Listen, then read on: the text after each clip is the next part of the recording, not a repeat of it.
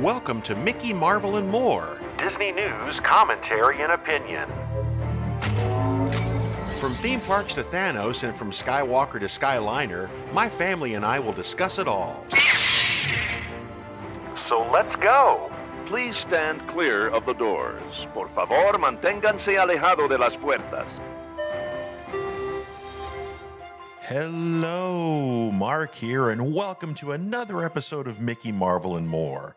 Thanks so much for joining us for what will be our last episode of the year. Can you believe that?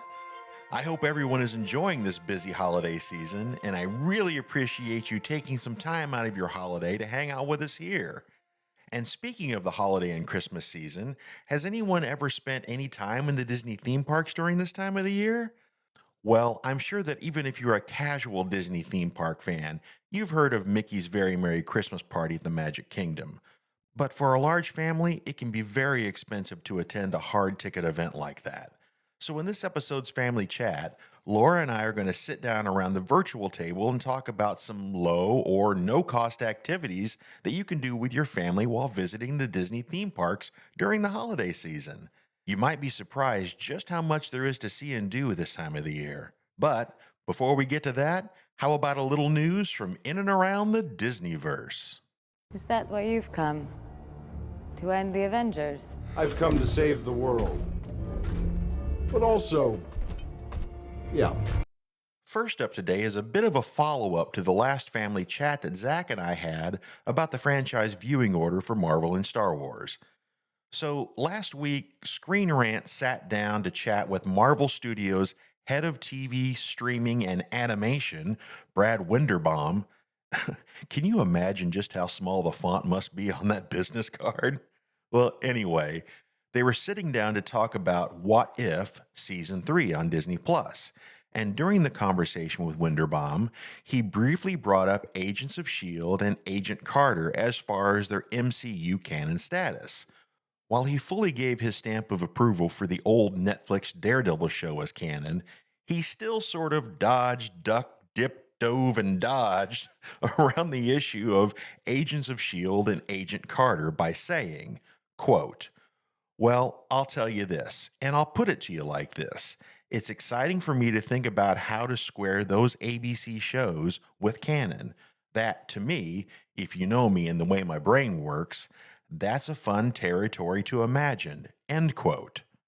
So, okay, it sounds like maybe Marvel Studios possibly is trying to properly figure out where Agents of S.H.I.E.L.D. and Agent Carter fit into the timeline in ways that would make sense creatively, but it still sounds like they're playing a bit of a shell game with fans on the topic.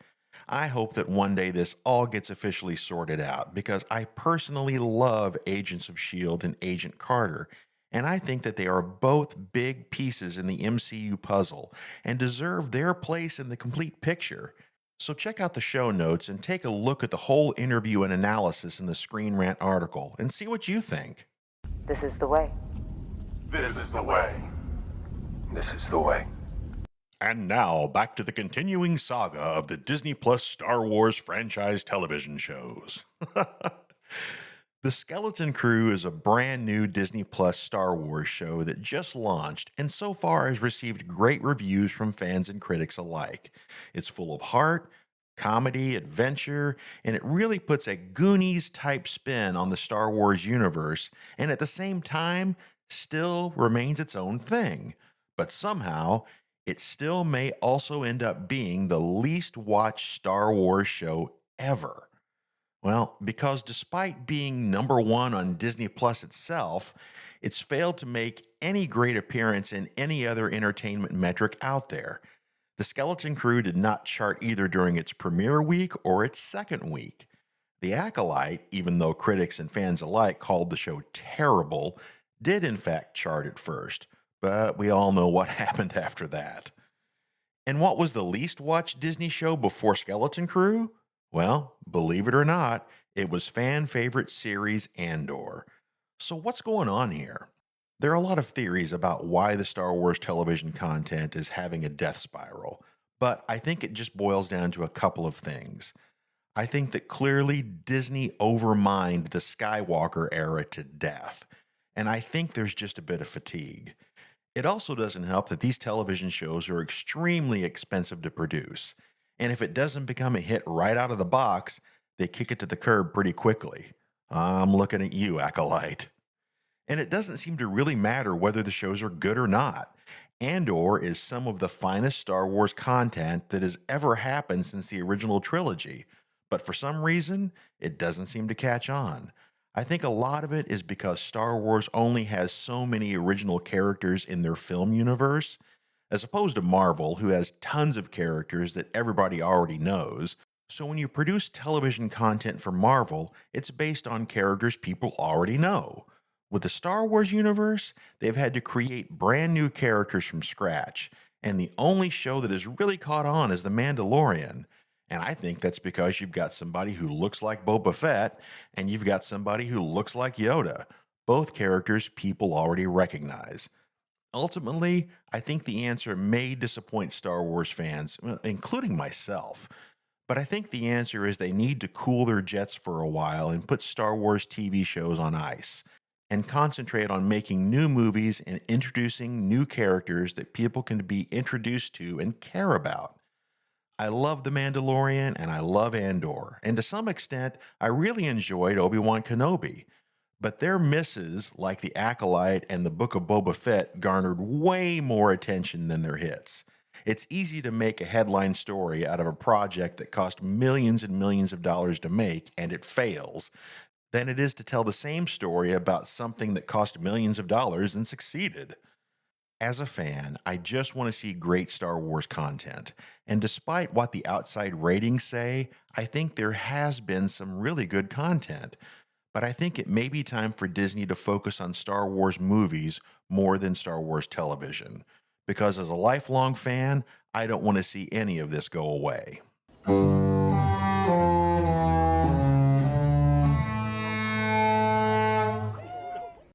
And finally today, are you sitting down? I hope so, because get this. Disney Cruise Line is offering a discount. Yeah, you heard that. Disney Cruise Line and discount in the same sentence. I know that I'm being a little goofy about it. I know. When am I not being goofy? But historically, Disney hasn't offered many discounts on Disney cruises, and these are pretty good. That's right, 2 of them. See, I told you should be sitting down. The first deal is you can book a cruise with just half the required deposit on select cruises. This offer is valid on any new reservations for cruises departing between June 26, 2025 and May 31st, 2026 that don't require a final payment at the time of booking. Do know that you will have to pay the remaining balance when the final payment of your cruise is due, though. But depending on when your cruise is, you'll have plenty of time to save up the cash. This deal includes cruises on the Disney Magic, the Disney Wonder, and the Disney Dream, so we have plenty of itineraries and ports to choose from. But wait, there's more! Disney Cruise Line is also offering a deal for Disney Plus subscribers. I know, that's a bit of a catch. But who out there listening to this show isn't already a subscriber to Disney Plus, am I right? Basically, the Disney Plus subscriber deal is this. Kids can sail for 50% off on select cruises. This means that the 3rd and 4th guests under 18 can sail for half price with 2 full fare adults in the same room on select cruises on the Disney Wish, the Disney Dream, and the Disney Wonder. You can book up to 2 staterooms with this offer, but 2 full fare guests must be staying in each room. The deal is available for select sailings from January 3rd, 2025 through June 13th, 2025, and you need to book by February 16th, 2025 to get the offer. I know these offers don't include the newest cruise ship to the Disney fleet, the Disney Treasure, but all of the Disney cruise ships are amazing experiences, and you won't be disappointed if you sail with them. Okay, you can stand up now. If you are standing, please hold on to the handrails and stay clear of the doors. The monorail will depart momentarily. Thank you. Okay, so you've planned a Disney theme park vacation during the holiday season and you want to do some festive things. but you don't want to shell out the extra clams for the expensive Mickey's Very Merry Christmas Party. So, what kind of things can you do? Well, let's bring in my wife Laura to help us fill out our holiday wish list of activities in the family chat. Welcome. Hi, happy to be here. Thanks for being with us. So, what are some low cost, no cost activities that your family can do for a Disney theme park vacation? I say let's start with the left coast with Disneyland Resort. Sure. So Disneyland has some fun holiday things. The thing that strikes me the most about some of the fun holiday activities at Disneyland are their two holiday ride makeovers. One is their famous Haunted Mansion Holiday, which has been around for many years, where they basically do an overlay of the Haunted Mansion ride with Nightmare Before Christmas theming. It is so great. It is. It's a lot of fun. And it's very hard to describe exactly what it is without seeing it in person, but it's the ride that you know and love with a whole fun new theme to it. And they mix in Nightmare Before Christmas music too. Yes. Mm-hmm. Gosh, I wish they would do that in Florida. I know. The company line has always been, it's okay to do it in Disneyland, but we can't do it in Florida in Disney World because that's where everybody goes for their once in a lifetime vacation. And they don't want to have people not have the classic experience. But I say, whatever. Well, I get that. I get that. The other fun holiday overlay that they do in Disneyland is It's a Small World holiday. And aside from dressing some of the little characters in holiday clothing from around the world, they have a little bit different music mix where they combine the traditional It's a Small World song along with Jingle Bells. And as always, the outside of the building, it's pretty classic. They always have it lit up, but at Christmas, they have it lit up with Christmas lights, and they have a Santa hat on the clock out front. And of course, it's the impressive building from the 64 World's Fair. So it really, really screams holiday when you look at it. One of the other fun things that's in Disneyland is they transform the huge outdoor Fantasyland theater into basically a Christmas activity marketplace. So families can make holiday crafts, write a letter to Santa, have a holiday sing-along. There's story time. They can watch animated holiday Disney shorts. There's special music by the Dickens Yuletide Band. The official Dickens Yuletide Band. That's right. And of course, specialty holiday treats and gifts.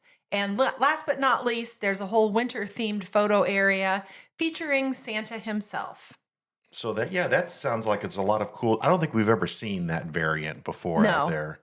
Disneyland also has a special Christmas parade called a Christmas Fantasy Parade that features all your favorite Disney characters in holiday attire and has Santa as the grand finale. Yeah, always bringing up the rear, Santa, in those parades. Disneyland also has a special nighttime show called Believe in Holiday Magic that features fireworks and transforms Sleeping Beauty Castle into this beautiful winter wonderland light package with 80,000 twinkling lights, sparkling icicles, and shimmering snow-capped turrets. It's really pretty. The little lights aren't twinkling, Clark. Thank you. Not to be left out of the holiday fun, California Adventure also has some fun things. So they have two ride makeovers. Mater's Jingle Jamboree, which takes the kiddie ride in Cars Land and puts a holiday spin on it. I think they've added Christmas music, and Mater talks about the holidays, but it's kind of weak in comparison to what they do in Disneyland itself. And then you've got Luigi's Joy to the Whirl. Fun little play on words, also in Cars Land. Right. Then Disney's California Adventure has a Festival of the Holidays, which features specialty food and drink, live entertainment, merch, and more.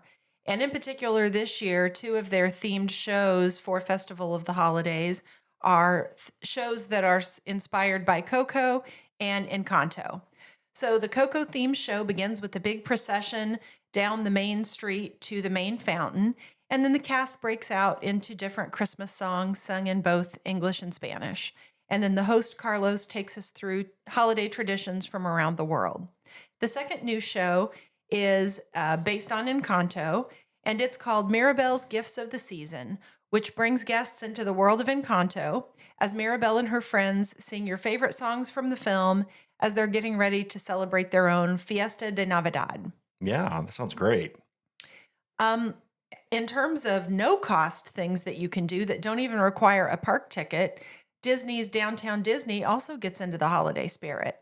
So they have a new activity this year, Chip 'n Dale's Ornament Trail, which is a fun scavenger hunt where families can look for cheerful ornaments that are hidden on holiday trees throughout the downtown Disney district.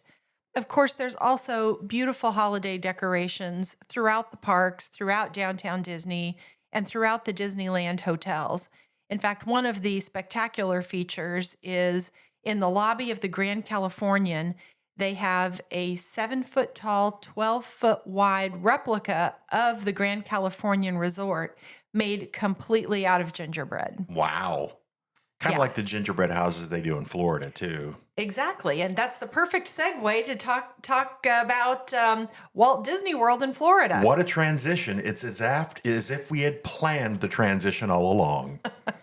So Florida also has lots of special things in the parks for the holidays that don't require you to purchase any kind of extra holiday party ticket. So starting in Magic Kingdom, of course, there are decorations everywhere, and those decorations are kind of cleverly themed to the section of the park that you're in. And it's always a lot of fun for me as I'm noticing the decorations to see how they've themed it to the different sections like Adventureland, Liberty Square, Right. Tomorrowland, and how they sort of weave those themes through their holiday decorations. There are also some special nighttime shows. Of course, Fantasy in the Sky fireworks will be included not only with just your regular evening activities, but will also be part of special fireworks shows on New Year's Eve and the day before New Year's Eve. There are special fireworks on Christmas Eve and Christmas Day. That you don't have to have the ticket for the Very Merry Christmas Party. So that's Yes. just included with your park admission on those days. Right. Just to be clear, there's a special fireworks show that goes along with the Very Merry Christmas Party, but these are special fireworks shows just for Right. regular guests. I just wanted to clear that up just Yeah. to make sure people understood. There's also a special Christmas parade for regular guests. Right. There's, of course, a Christmas parade that goes along with the Very Merry Christmas Party, but they also have a regular Christmas parade that runs twice daily called Mickey's Once Upon a Christmas Time Parade. Now, I don't know specifically because I haven't seen that parade in a while, but I'm guessing Santa also is the grand finale of that parade. I would not be surprised if that were the case. There's another fun thing that Magic Kingdom does with lighting up the castle every night. And they have a little show in front of the castle called the Frozen Holiday Surprise. So this is a show that's on the stage in front of the castle that features Elsa and Anna and Olaf and the rest of the cast from Frozen. And they turn Cinderella Castle into a sparkling, shimmering ice castle with crystal ornaments, garlands, and wreaths. And it's a really fun way to reveal every night the special holiday light package on Cinderella Castle. It really is pretty. Yeah, it's part of that. You use the projection mapping and it looks great. So in terms of ride overlays, there's only one in Magic Kingdom, but it's a really good one.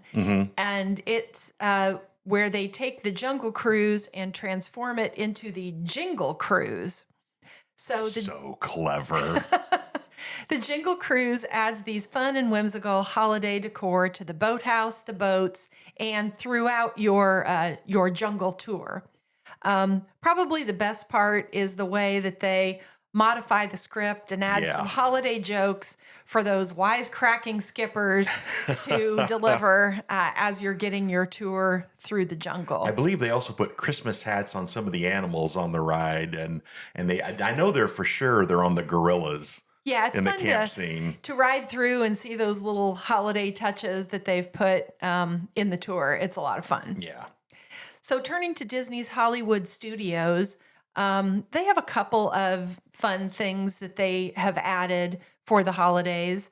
The Sunset Seasons Greetings. So each night when the park gets dark, the Hollywood Tower Hotel is transformed with holiday projections. It's really neat looking, but I think my favorite feature are the projections that are at the very top in the penthouse of the hotel. Right. And what you can see is animated silhouettes of the rockin' party going on at the Tip Top Club. Back in the 1920s. That's right, back in the 20s. And you can see the silhouettes of the party goers up there dancing and celebrating the night away. I think it was Zach that first pointed that one out to us when we were there over the last holiday. Was it year before last? Mm-hmm. Yeah. Mm-hmm. Then in Toy Story Land, along with all of the other larger than life Right. toys and items that they have in Toy Story Land, they also have larger than life decorations, just as if you were the size of a toy and you were running around through somebody's yard with giant decorations And then surrounding oversized you. Christmas lights. And yeah. Right. And of course, Woody, Buzz, and the gang are all dressed in their holiday outfits too. The big celebration in Walt Disney World is at Epcot. For sure. And Epcot has their International Festival of the Holidays. If it's Epcot, it's always a festival. That's right. Now, Epcot and the International Festival of the Holidays features a ton of special items. I'll just name a few here. Sure. One of them is a gingerbread spaceship Earth complete with lights. That's brand new this year, I think. I saw some pictures of it, and it's pretty cool looking. Well, last year it was the gingerbread display that was in the Contemporary Resort lobby. Oh, because okay. I saw that actually in person last I year. see. I missed that. Yeah, but they have taken it and added lights, and it's now in Communicore Hall. Nice. There's also a holiday cookie stroll, which is something that you can get a little map for. And if you visit so many holiday cookie booths and sample their cookies, which of course you pay for, Right. Then you get a little special gift at the end for completing the holiday stroll. Yeah, I was going to add there was a cost for that, but it's not ridiculous compared to some other things. I mean, it's basically the cost of the cookies that you're going to eat. So if you were going to eat those cookies anyway, might as well get a little special free Sure. gift for completing it when you're done. Not unexpectedly, the food booths that have become a permanent fixture around World Showcase. The temporary permanent structures. That's right. They have special holiday themed foods from around the world, food and drink. And that's always a lot of fun to sample different Christmas and holiday treats from different countries. At varying prices. One of the things that I think is really neat in World Showcase is within each of the countries, they will have special presentations about the holiday traditions in their particular country. Usually it involves whatever their country's version of Santa Claus is. Right. So that person will come out and explain what Santa is in their particular country, what their country's holiday traditions are. They may tell some traditional stories, but it's really neat to see those cast members dressed up in their country appropriate attire and talking a little bit about holiday traditions. That's a really neat element that Epcot adds in this time of year. Yeah, the last time we were there, I think we saw the Santa presentation in France. What is he? Père Noël. There you go. And it was a lot of fun. It was really cool. Mm-hmm. He was interacting with the kids, and it was really nice. It was just a nice touch. Mm-hmm. There are specialty musical acts throughout the park, particularly in World Showcase, and a lot of them are themed to the country where you can hear that musical act. There's an Olaf scavenger hunt that families can participate in. Of course, there's holiday-themed merch available for sure. purchase in multiple locations. But the big shining jewel, I think, in the Epcot Festival of the Holidays crown is the candlelight processional. And if you've never seen it, it really is a spectacle to behold. It takes place in the American Gardens Theater, which is that large outdoor venue. Right in front of the American Pavilion. It features a 50-piece live orchestra, a huge live choir, and one of the features that's talked about a lot is each night they have a different celebrity narrator.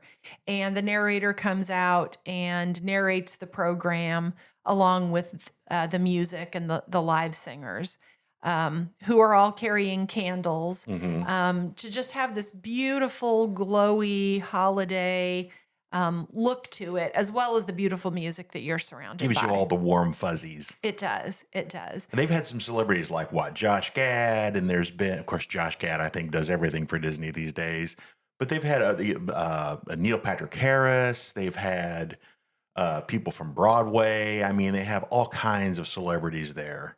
In addition, Voices of Liberty in Epcot's American Adventure Pavilion sings holiday carols this time of year.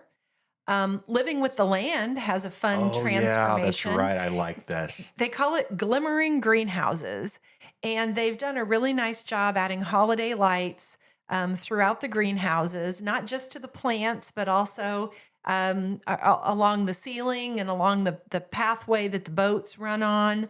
It really is pretty, and it's especially pretty at night because they lower the lights in the greenhouses and you just see the glow from all the lights inside. Yeah, that's a really cool transformation. Animal Kingdom is not to be forgotten in our list of fun holiday touches that Disney adds around Walt Disney World. One of the things at Animal Kingdom Park that we experienced the last time we were there was the Merry Menagerie. Yeah, I didn't even know that existed until we walked in that day. So it takes place on Discovery Island, and these are life-size artisan sculpted puppets of Arctic animals. So penguins, reindeer, foxes, and polar bears. And there are live performers that are manipulating these puppets, and the puppets interact with the guests as they're walking around.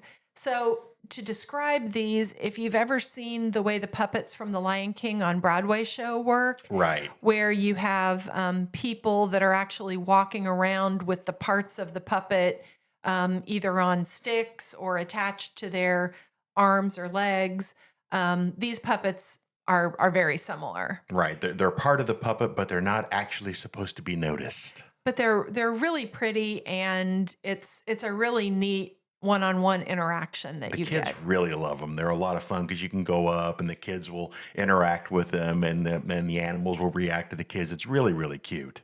The Tree of Life also gets in on the act with a special Tree of Life Awakenings Holiday Edition with a special light package. You have Mickey and Minnie at Adventure Outpost, available for photos in their holiday attire. Blizzard Beach, believe it or not, also has holiday magic. What? A water park is going to have a Christmas-themed overlay? Tell us all about it. So they have a winter wonderland offering a daily snowfall and holiday-themed treats. We've never actually experienced that, but that sounds interesting. Well, it's usually pretty chilly that time of the year. I mean, even in Florida, it's chilly in December. I can't imagine, but they do it. So we've talked a lot about some of the special holiday offerings in the parks that don't require you to buy an extra ticket. Once you're inside the Right. park. But what about things that are completely free, that do not require you to have a park ticket at all? What? I know, Disney giving away something for free. It exists. It's amazing. It's unheard of. So we'll start with Disney Springs because there are lots of fun activities at Disney Springs that do not cost anything to experience. So first and foremost is the Disney Springs Christmas tree stroll.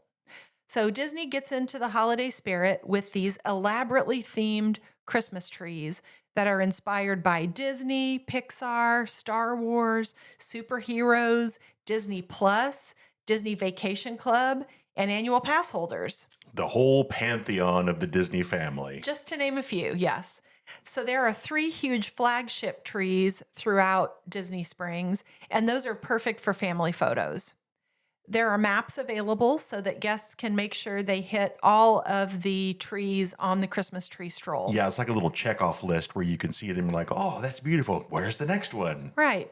There are also some other fun holiday displays, like the Disney cruise ship topiary and the really neat interactive animated Right. displays at the World of Disney store.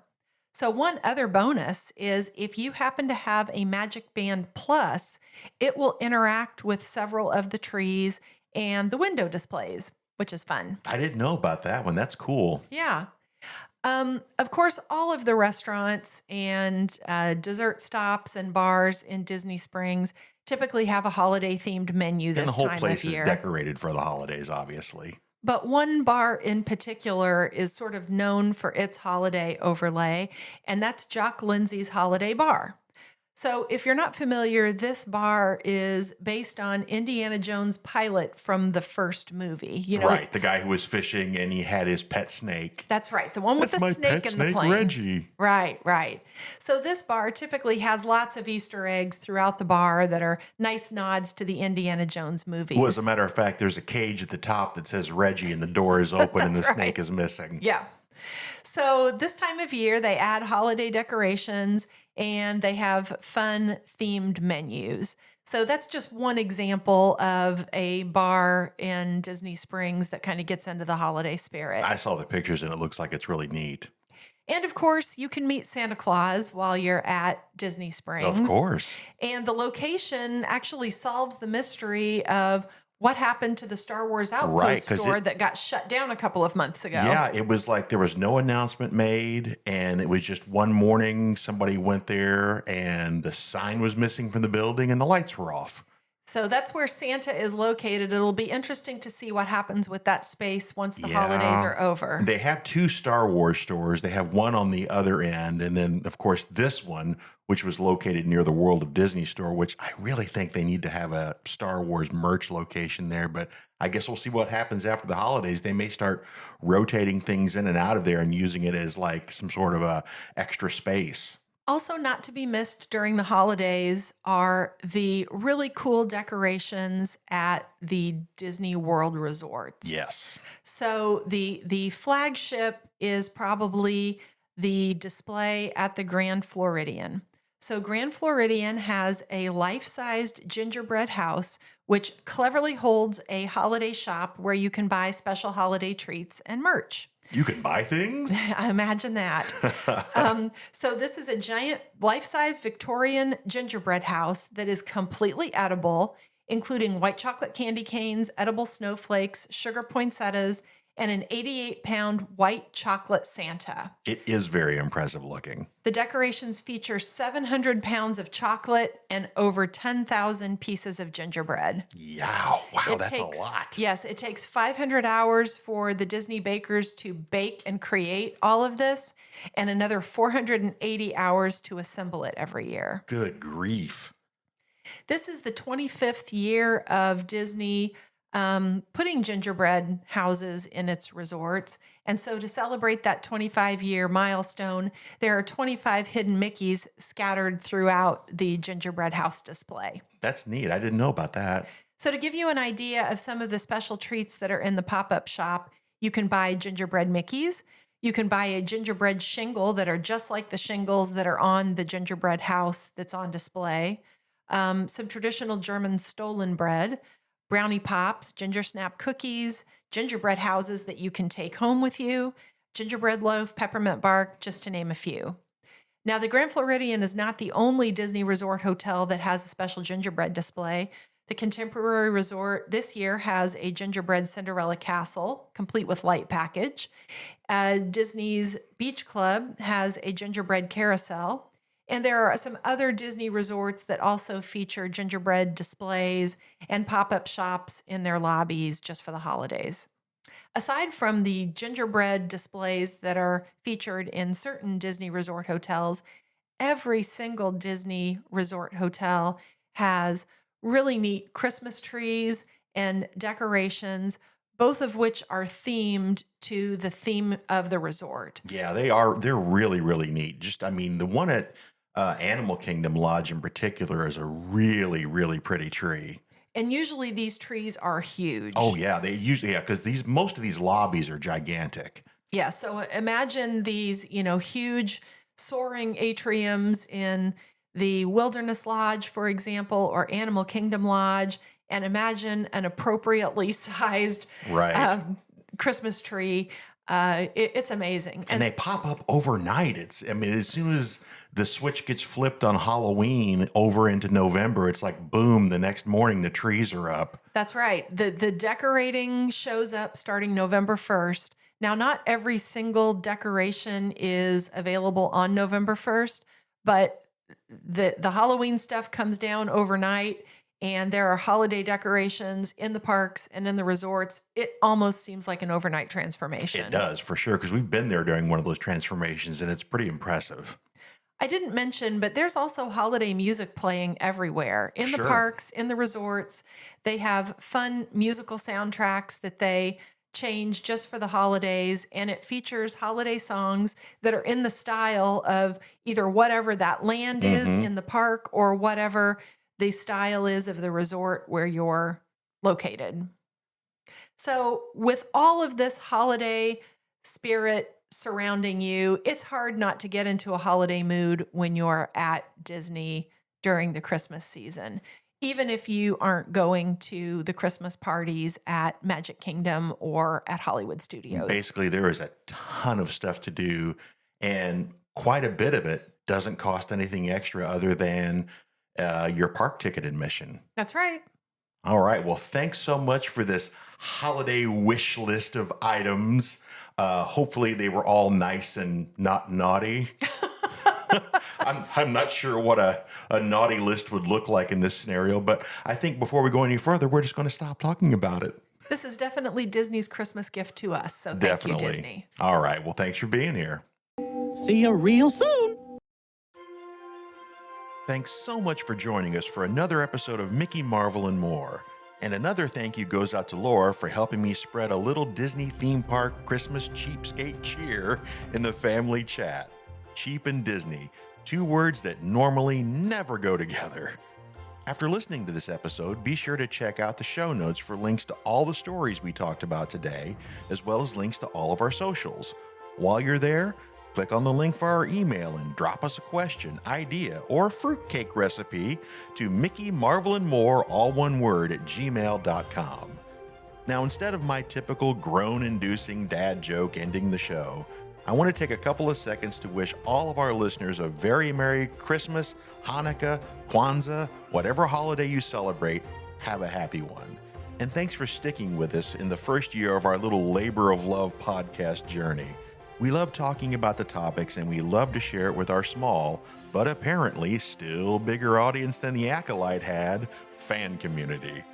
So come back next year and pull up a chair around the virtual table and join us for more conversations about all things Disney. Until then, I'm Mark, and you've been listening to Mickey, Marvel, and More. We'll see you next year.